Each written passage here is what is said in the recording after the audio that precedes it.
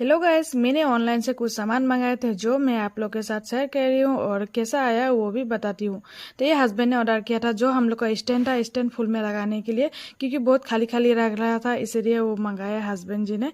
और ये मैंने मंगाया था सूट, कुर्ती प्लाजो सूट है जो कि एकदम प्योर कॉटन का है। मुझे तो देखते मतलब खुशी के मारे रहा नहीं गया, बहुत खूबसूरत था। तो जिसको मैं खोल के देखे मुंह से एक ही बात निकला, वो है ओ माई गॉड, क्योंकि मुझे पता नहीं था इतना खूबसूरत आएगा। थोड़ा ये बड़ा है, इसको शेप मुझे फिटिंग करवाना है।